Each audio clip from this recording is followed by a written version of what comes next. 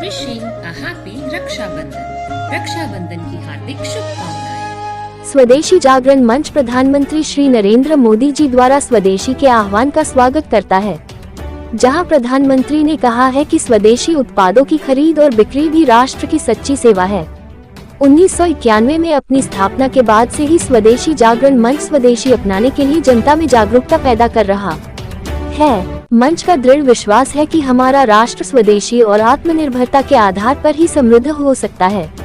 वैश्विक अनिश्चितताओं की वर्तमान परिस्थितियों में, जहां वैश्विक मूल्य श्रृंखलाओं, भुगतान प्रणालियों और वैश्विक मुद्राओं को हथियार बनाया जा रहा है, अमेरिका और अन्य देश अधिक से अधिक संरक्षणवादी बन रहे हैं और टैरिफ दीवारों और अन्यायपूर्ण गैर टैरिफ बाधाओं का उपयोग करके वैश्विक निर्यात को अवरुद्ध किया जा रहा है।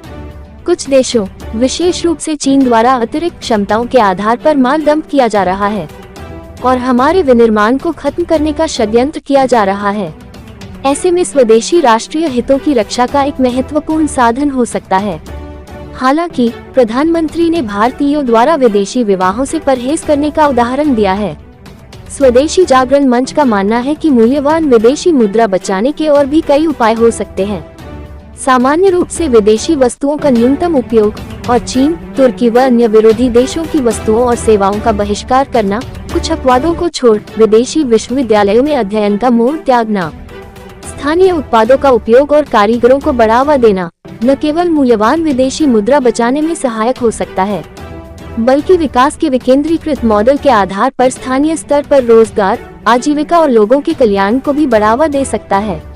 स्वदेशी जागरण मंच द्वारा बड़ी संख्या में व्यापारियों और विनिर्माण कंपनियों के संघों और सामाजिक संगठनों के साथ मिलकर 12 जून 2025 को स्वदेशी सुरक्षा एवं स्वावलंबन अभियान की शुरुआत के साथ स्वदेशी आंदोलन को फिर से गति दी गई है, जिसका उद्देश्य देश के कोने कोने में भारत को पुनः महान बनाने, जिसे प्रधानमंत्री मीगा यानी मेक इंडिया ग्रेट अगेन कहते हैं, के लिए जागरूकता पैदा करना है।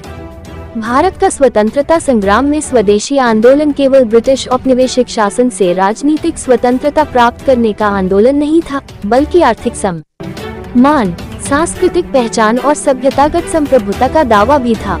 स्वतंत्रता संग्राम के शुरुआती दौर में शुरू हुआ स्वदेशी आंदोलन वास्तव में विदेशी वस्तुओं को अस्वीकार करने, घरेलू उत्पादन को बहाल करने और भारत के आत्मनिर्भर आर्थिक पारिस्थितिकी तंत्र के पुनर्निर्माण का एक आह्वान था। कुछ क्षेत्रों में आत्मनिर्भरता प्राप्त करने में राजनीतिक इच्छा शक्ति, नीतिगत हस्तक्षेप और जनभागीदारी ने सकारात्मक परिणाम दिखाए हैं।